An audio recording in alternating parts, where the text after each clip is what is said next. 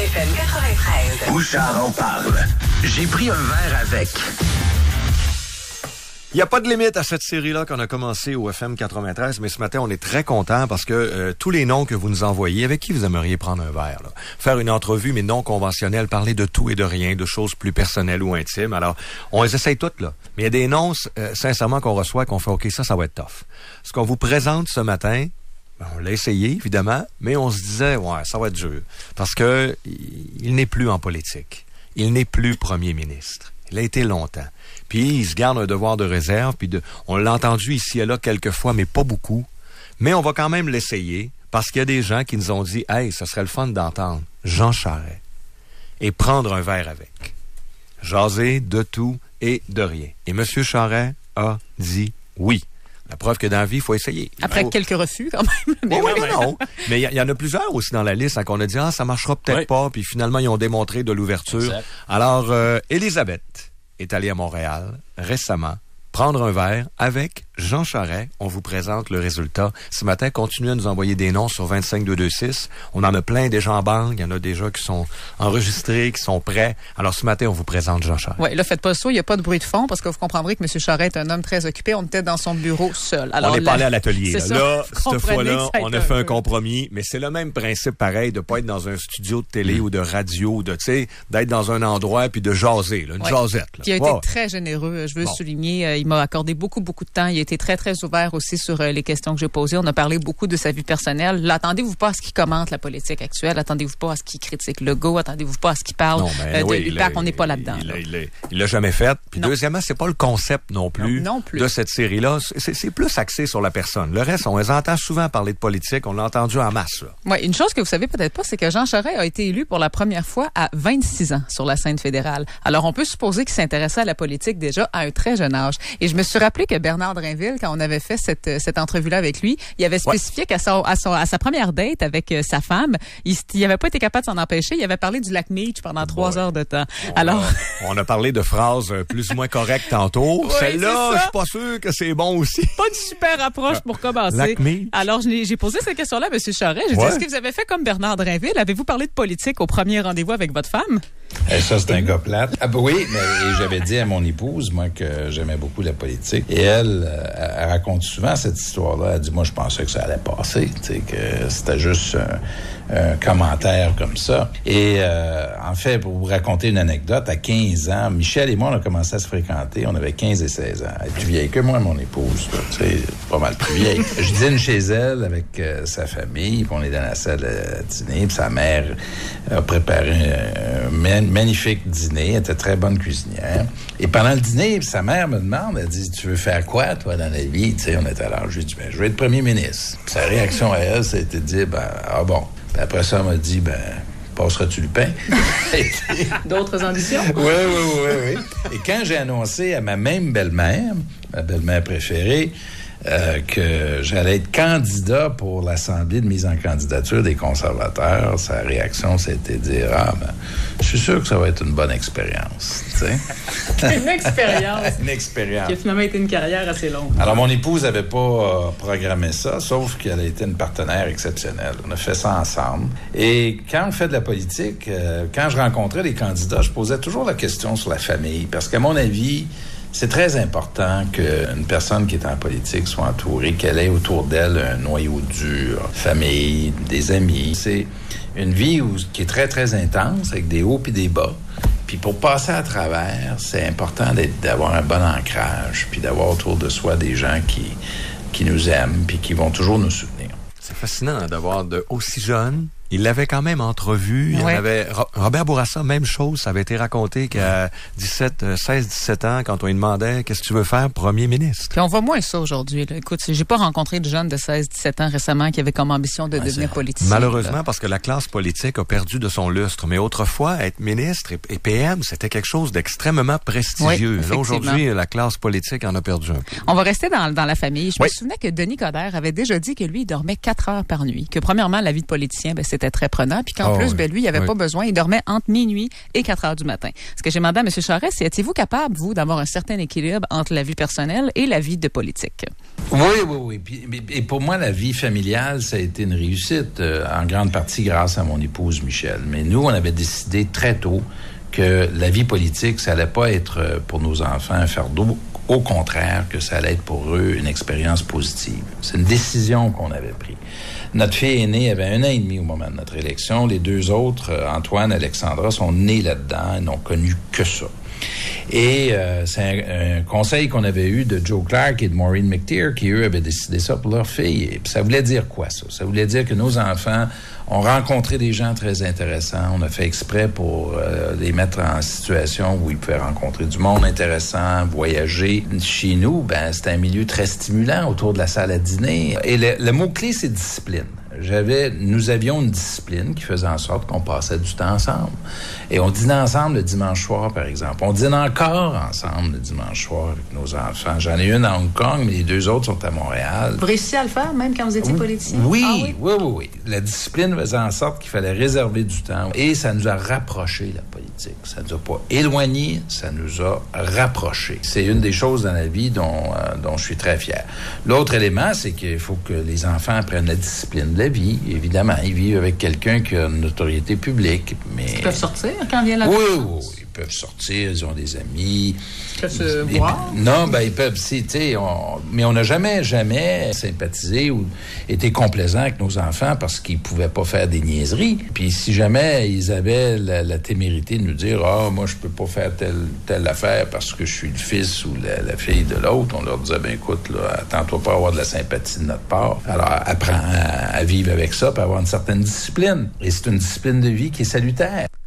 Et l'exemple qu'il avait donné... en famille, j'aime bien ça. Oui, les repas en famille, c'est important. C'est des traditions qui se perdent un peu. Il y en a plein encore qui le font, mais maintenant, les repas, les écrans sont là, la TV est là, les selles sont là. Hein? Tout le monde on se réunit encore, mais est-ce que les gens sont vraiment présents? Moi, je crois encore beaucoup à ça, les repas de famille. Mais ça prend effectivement de la discipline. Puis lorsqu'il parlait de la discipline de ses enfants, l'exemple qu'il donnait, c'est, écoute, moi, mes enfants, ils peuvent pas se faire arrêter à la sortie d'un bar parce que leur père, c'est Jean Charest, puis j'étais premier ministre. Ça paraît mal.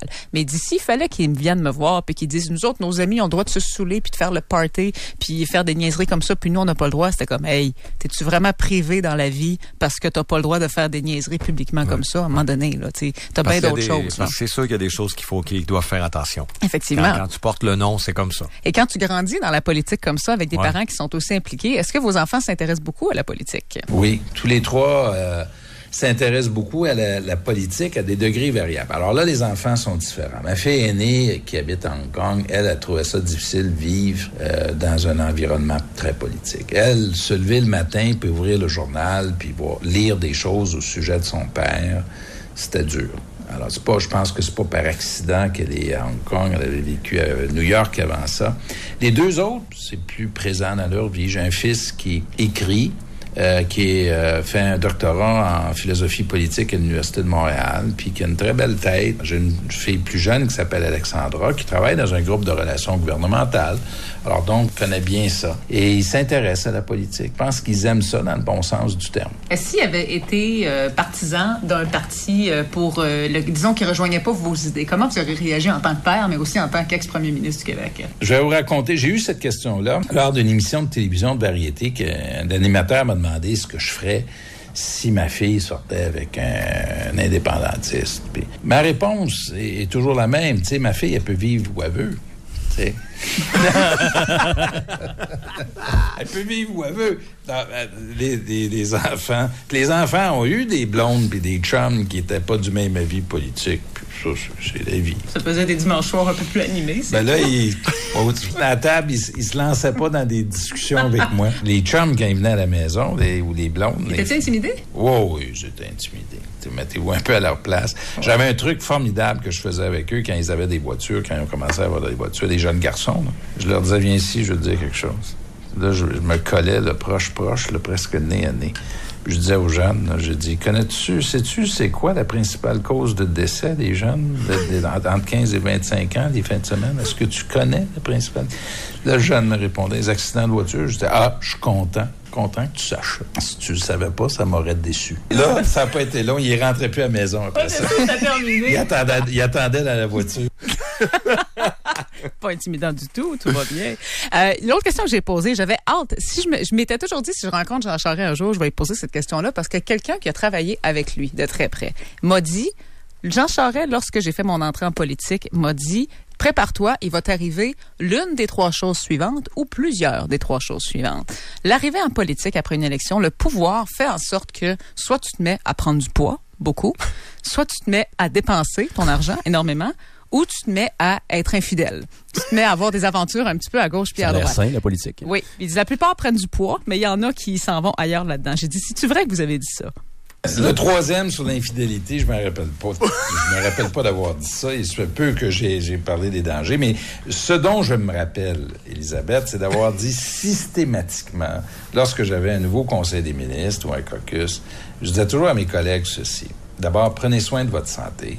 Et j'essayais de peser mes mots pour qu'ils en prennent conscience, pour dire, si vous vous occupez pas de votre santé, personne d'autre va le faire à votre place. Et j'ajoutais à ça, pour ceux qui étaient ministres, dans mon conseil des ministres, de beaucoup se méfier de ceux qu'ils engageaient pour gérer leur horaire, ce qu'on appelait les schedulers. Parce que je leur disais, là, je faisais exprès pour dramatiser un peu, j'ai dit, je veux juste vous informer qu'il y a un complot pour vous tuer. Ils vont vous céduler jusqu'à temps que vous tombiez raide mort. Parce qu'eux ont de la pression pour rencontrer un tel. Tu sais, il y a 2 sortes de gens que j'ai connus, moi, dans ma carrière, qui travaillaient pour moi puis qui géraient mon temps. Il y a ceux qui travaillent pour ceux qui demandent des rencontres, puis eux ne sont satisfaits, ces gens-là, que lorsqu'ils réussissent à placer tout le monde dans une case aux dépens du patron, puis l'autre travaille pour vous. Puis gère votre temps. Ce que j'essayais de faire dès le départ, c'est de les sensibiliser à ces dangers-là, puis de leur dire, prenez soin de vous. L'autre danger, effectivement, sur les modes de vie, je leur disais aussi de faire attention à l'alcool. Parce que c'est un piège en politique. Parce que c'est une vie très stressante. Puis on peut facilement tomber dans le piège de prendre un verre parce que c'est très facile de se détendre comme ça. Puis il y a un danger. Et puis il y avait un danger, je trouvais que c'était un danger qui était plus grand pour les femmes. Et qu'il fallait être prudent là-dessus. Et sur l'autre mode de vie, puis la famille, arrangez-vous, là, Mais ça peut arriver quand même. Si les gens, là, je me mêlais pas de ça, puis Dieu sait qu'en politique, comme dans la vie, puis ailleurs, les gens ont toutes sortes de relations. Honnêtement, là, je vais en mêler le moins possible. D'abord que les gens se comportent correctement. Mais tout ça vient de quoi? De la pression et de la tension en politique. Il faut que ça sorte à quelque part. Alors, il y en a que ça va peut-être sortir via des dépenses incontrôlées, de la bouffe ou le sexe. Non, mais il faut que ça... Ah oui, c'est vrai. Et c'est des métiers où il y a beaucoup de pression. C'est vrai qu'il y a beaucoup d'alcool aussi. Donc, il les avisait un peu. Il leur donnait des conseils. L'alcool... C'est toujours dans un événement. Est-ce que Parizeau aurait fait sa déclaration regrettable de 1995 s'il n'avait pas bu un 26 onces avant? Est-ce qu'il aurait fait la même déclaration sur le vote ethnique puis l'argent? Tu sais, on peut poser la question, là. Si on se fait aux témoins de l'époque, M. Parizeau buvait pas mal. Alors, quand il parle de l'alcool et il dit que c'est un piège en politique, il a raison. Il a raison. Pour le reste, il essayait de donner des conseils un peu, mais c'est ça, il faut faire attention. Mais si M. Charest dit qu'il se mêlait pas de la vie privée des membres de son caucus, il a quand même eu à le faire une fois. Une fois, quand il y avait quelqu'un du caucus, que vous connaissez bien, qui est sorti avec un membre de l'opposition. Un membre de l'ADQ à l'époque. Monsieur Charest, donc, parle du rôle du conjoint et de la famille dans la vie du politicien et de cette relation-là. Oui, parce que j'ai une ministre de mon gouvernement, c'est public pour le nommer, c'est Nathalie Normando, qui fréquentait François Bonnardel. Je savais pas, moi, c'est elle qui est venue m'en informer. Elle le fait par courtoisie, parce qu'elle se disait, ça devient public, je veux pas qu'il l'apprenne par les médias. Oui, c'était correct qu'elle le fasse, dans les circonstances. Maintenant, j'avais, comme encore aujourd'hui, une confiance totale en Nathalie Normando. Et aveugle. Ma première réaction, ça a été de me demander si elle était heureuse. Si toi, es-tu heureuse dans ta relation avec lui? Puis si la réponse est oui, à ce moment-là, pour le reste, je te fais confiance. J'ai jamais regretté d'avoir fait confiance ni à Nathalie ou à mes autres collègues. Et la politique, c'est difficile pour les femmes, les relations personnelles en politique. C'est très difficile parce que c'est intimidant pour les hommes, les femmes qui sont dans des positions de responsabilité. Pas facile de trouver un partenaire. La famille en politique, politique, il faut un équilibre, mais en même temps, nous, Michel et moi, on pense qu'on a eu le bon équilibre. Nos enfants, on faisait une carte de Noël avec eux. Nos militants, puis le public veulent connaître aussi. Puis ils veulent connaître un minimum de la personne qui fait une vie publique. Ils veulent connaître les contours, mais ils veulent pas non plus, ils exigent pas d'entrer dans la vie privée. Il y a des gens qui sont en politique, qui font entrer le public et les médias dans leur vie privée pour toutes sortes de raisons, parce que ça attire l'attention, ça intéresse. Moi, j'ai toujours eu beaucoup de réticence là-dessus. Mes enfants, on les voyait de temps en temps. Michel était avec moi de temps en temps à des événements. Mais elle ne cherchait pas les feux de la rampe. Mais c'était compris aussi qu'on était des partenaires, qu'on faisait ça ensemble. Elle a été une très grande influence dans ma vie, qu'elle avait des opinions qui étaient les siennes, occasionnellement différentes des... Ah oui? Oh oui. Ça donne lieu à des discussions animées, ça aussi? Oui, on a eu quelques discussions animées. C'est vrai? Oui. Des fois, elle trouvait que... il y a un cas en particulier, je ne nommerai pas, mais c'était une période trouble, puis elle trouvait que je n'appuyais pas suffisamment un de mes ministres. Puis elle me l'a reproché, devant tout un groupe d'amis. On était à un dîner. Elle m'a dit, tu sais, honnêtement, là, il faudrait que tu fasses... Est-ce que vous l'écoutez dans ce temps-là? Oui, beaucoup, parce que c'est le meilleur conseiller. Tu sais, c'est une règle connue en politique de la personne que vous aimez qui est le plus près de vous, c'est la meilleure conseiller, parce qu'elle, cette personne-là, peut vous donner un avis qui est pas biaisé par son travail ou par autre chose. Elle n'a pas d'autre agenda qu'à part que vous aimez.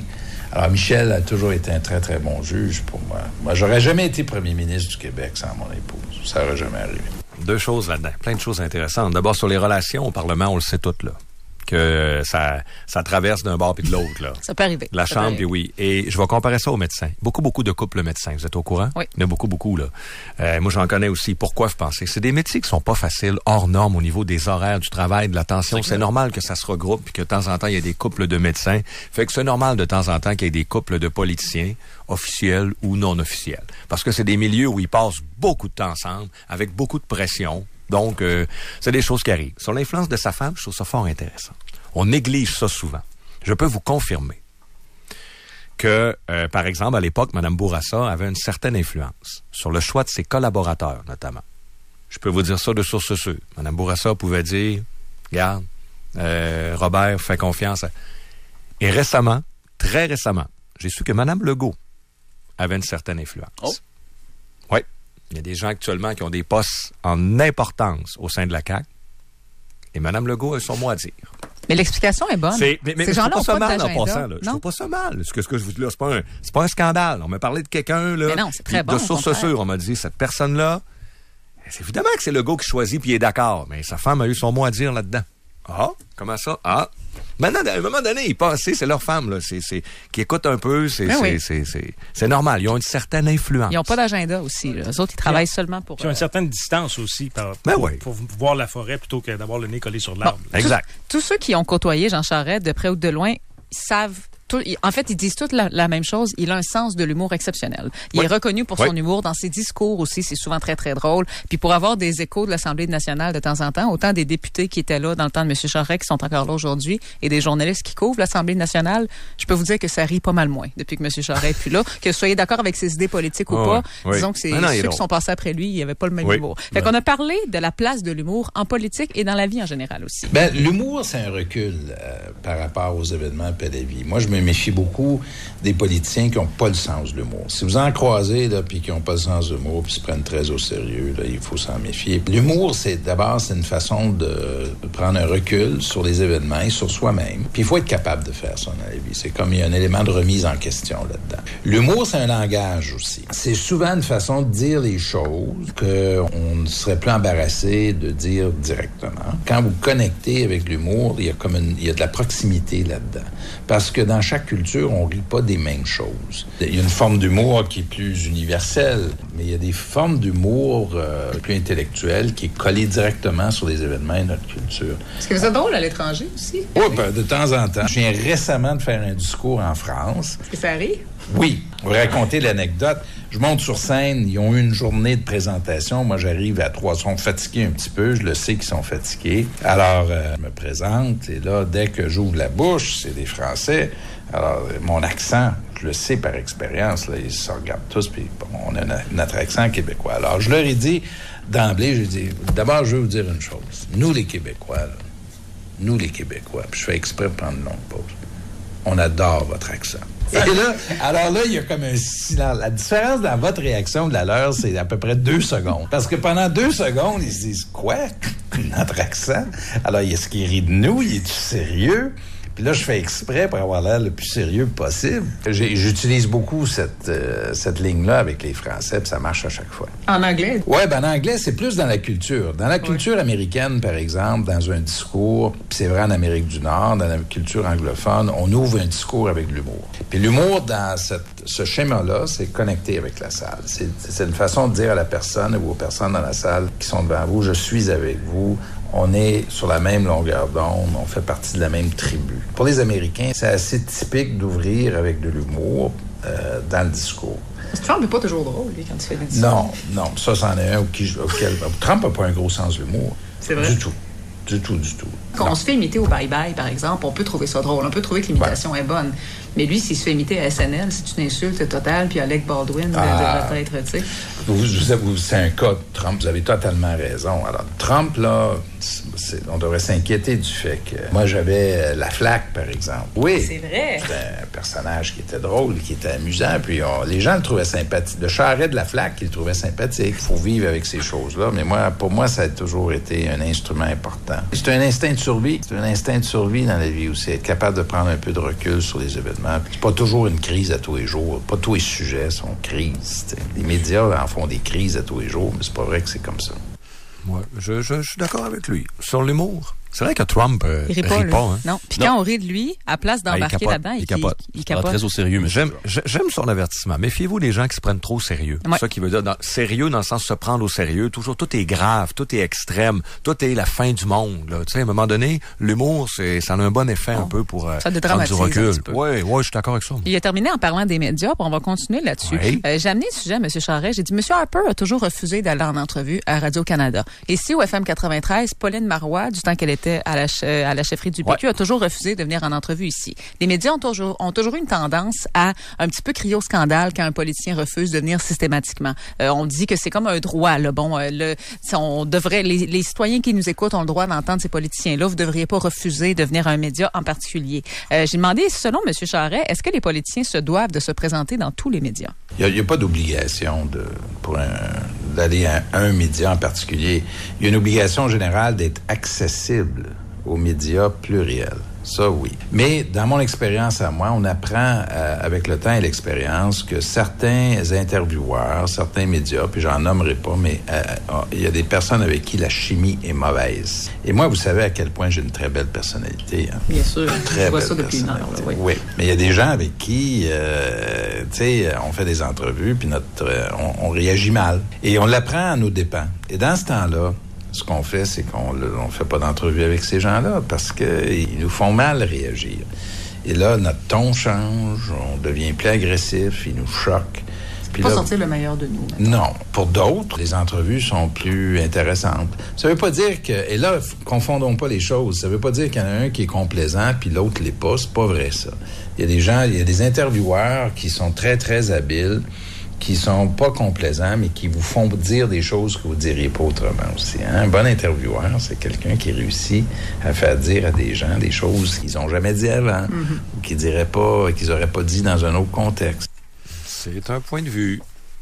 Mais c'est un peu le rôle de l'intervieweur, des fois, de te faire sortir un peu pas de tes gonds nécessairement, mais de la cassette, là.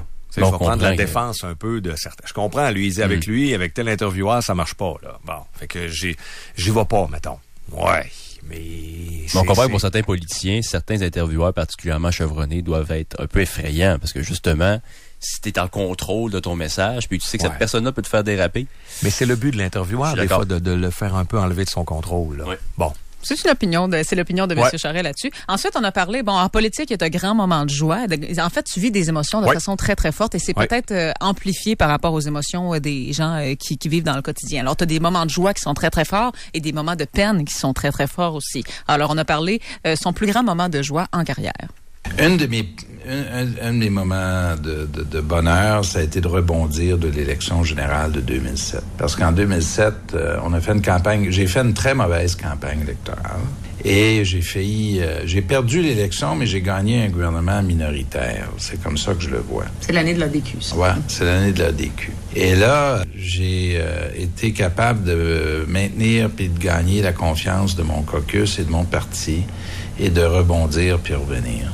Et ça, je crois beaucoup, beaucoup à ça dans la vie. C'est ce qu'on appelle la résilience, la capacité de composer avec l'adversité, pas seulement se relever, mais se relever puis gagner. Et ça a été pour moi une période, ça a été une révélation, tu sais. Le pouvoir, il y a un biographe qui s'appelle Robert Caro qui a écrit les biographies de Lyndon Johnson, un grand biographe américain. Mais là, il vient d'écrire un nouveau livre sur ses entrevues, mais il dit là-dedans une chose qui est très vraie. Le pouvoir révèle les gens.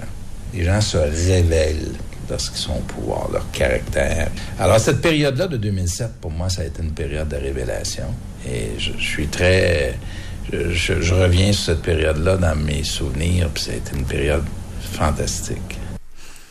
On peut apprendre de ses défaites. Oui, effectivement. Ben oui. Et son moment le plus dur, certains sans doute peut-être, ça a été le décès de Claude Béchard. Il va parler aussi là-dedans de l'importance des amis qu'on se fait en politique. Maintenant, des regrets, des moments durs, j'en ai eu plusieurs moments de déception. Une chose qui avait fait très mal, ça avait été le décès de Claude Béchard, qui a fait mal à mon gouvernement aussi. Je veux pas donner l'impression que c'était juste il y avait la partie très personnelle, parce que Claude et moi, on était près un de l'autre. Claude, c'était un de ceux qui était certainement capable de me succéder comme premier ministre et chef du Parti libéral du Québec.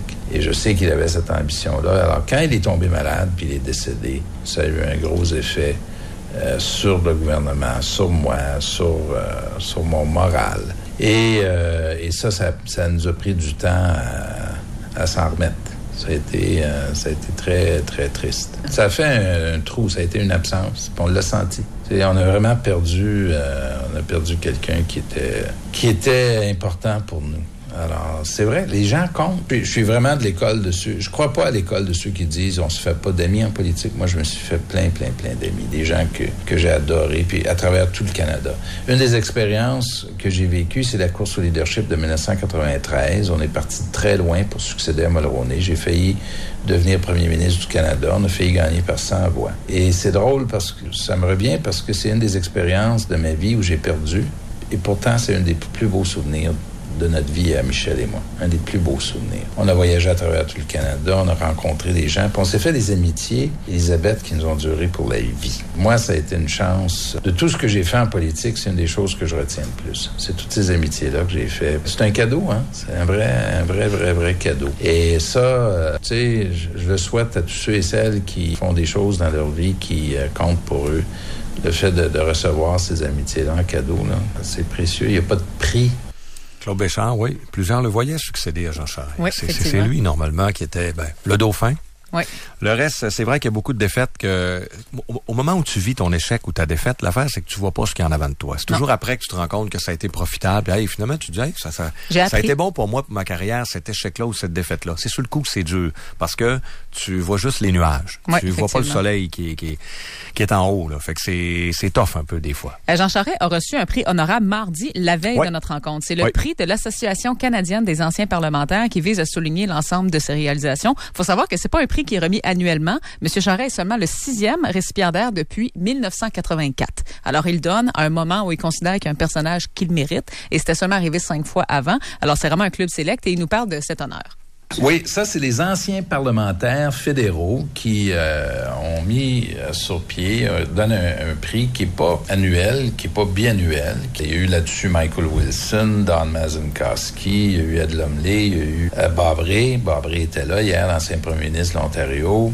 Alors, j'étais très touché de recevoir le prix. Puis en même temps, Elisabeth, quand il vous donne un prix comme ça, c'est parce que vous êtes plus près de la sortie que de la porte d'entrée. Quand on vous nomme Honoraire, vous êtes, président honoraire. Savez-vous ce que Mario Dumont avait déjà dit, genre, dans les dernières années? Parce qu'il y a eu un bout où tout le monde poussait pour qu'il revienne à la tête de l'ADQ. Les gens étaient satisfaits de François Legault et puis tout ça. Puis Mario Dumont, il avait dit, ça peut penser à ce que vous venez de dire. Il dit, en politique, c'est pas compliqué. Quand t'es dans la politique active, t'es le pire au monde. Quand tu viens de quitter, finalement, t'es pas si pire que ça. Puis 10 ans plus tard, mon Dieu, qu'on s'en ennuie, c'est le meilleur qu'on a jamais eu. Moi, je sais pas de quoi il parle, parce que moi, quand j'étais là, j'étais très apprécié. Non, mais ça venait devant la maison. Il était pas minuit, soir. Il criait mon nom. Donc, un bon sens de l'autodérision quand même. Ouais. Mais c'est vrai que Mario Dumont avait dit ça, puis ça m'avait marqué, parce qu'effectivement, quand on parle des anciens politiciens là, d'il y a 10, 15, 20, 30 ans, ils sont tous extraordinaires. Mon Dieu, qu'on s'est dit, waouh, c'était donc mieux avant, puis ils sont extraordinaires. Mais à l'époque, il y avait des critiques à gauche puis à droite. Là. Oui. Et finalement, on a parlé, en terminant, c'est quoi votre contact avec les gens aujourd'hui? Parce qu'il travaille pour McCarthy Tétrault comme conseiller stratégique, il voit des gens à tous les jours. Comment ça se passe? C'est très bon. Puis vous savez, au Québec comme au Canada, les gens sont très gentils. Même ceux qui vous aiment pas, là, on le voit assez vite, là, ils changent de côté de la rue. Là, ils vous regardent bêtement avec une face de carène. Ça arrive-tu, ça? Rarement. Outre ça, les gens sont très gentils. C'est drôle parce qu'il y a des gens qui sont timides. Alors, ils vous voient, mais ils osent pas. Mais ils vous regardent. Là, écoute, si t'es bon de me regarder de même, tu vas au moins dire bonjour. Alors... Êtes-vous content de parler au monde? Est-ce que les gens peuvent venir vous saluer puis ça va bien se passer? Oui. Je vais vous raconter une anecdote. Je suis allé à la pêche dernièrement. Je suis invité à la pêche il y a quelques années avec mon épouse Michel, avec mon futur beau-frère au Nouveau-Brunswick. Je prends l'avion avec ma belle-mère, ma belle-sœur. Et là, on atterrit à l'aéroport de Charlot. Puis il y a plein de travailleurs qui arrivent de l'Ouest canadien, leur famille. On est au mois de juillet, les attend à l'aéroport. Alors là, les gens me reconnaissent, viennent me saluer, dire bonjour. Là, je vais prendre des photos. Là, mon épouse, Michel, elle m'approche, elle dit, qu'est-ce que tu fais? Ben, je dis, qu'est-ce que tu veux dire? Qu'est-ce que tu fais, là? On est en famille, là. Ben, j'ai dit, les gens, ils me reconnaissent. Ben, elle dit, arrête. Ben, qu'est-ce que tu veux dire, arrête? Arrête! Ben, j'ai dit, dis-leur que t'es pas en politique, c'est fini. Ah, ben, j'ai dit, c'est parfait, chérie, là. Dès que je vais voir quelqu'un. Non, je vous savais pas la main. C'est fini. C'est fini. C'est fini. J'ai dit à mon époux, puis j'ai dit oui, c'est sûr, ça me fait tellement de peine quand ils viennent me voir, me dire, je vous aime. Non, arrêtez de m'aimer. Merci beaucoup. Merci. Alors, il aime ça encore parler aux gens, sincèrement, puis il se fait beaucoup reconnaître, tu vois évidemment. Comment? Là, mais... oui, parce que c'est une drogue aussi. Là. On a parlé un peu des inconvénients du pouvoir, la tension, la famille, les sacrifices, tout ça. En même temps, tu vois, à la fin, quand il dit « J'haïs pas ça, quand le monde vient de me voir encore. » Non, sûr, ben oui. Ma femme dit « Arrête, mais moi, j'ai un peu besoin. » Quand tu rentres là-dedans, c'est parce que t'aimes aussi ce feeling. C'est ça, c'est un prérequis, là. C'est un prérequis pour faire de la politique. Oui. Ben oui, effectivement. C'est pas une conséquence de la politique. Il y a une forme de reconnaissance sociale que tu dois aimer un peu là pour faire ça, sinon tu fais pas tous ces sacrifices. Mais non, mais la vie de député, c'est pas juste qu'on voit à l'Assemblée nationale. Non. Très souvent, ils sont dans le comté, ils rencontrent des gens, ils serrent des mains, puis ouais. Merci beaucoup, Elisabeth.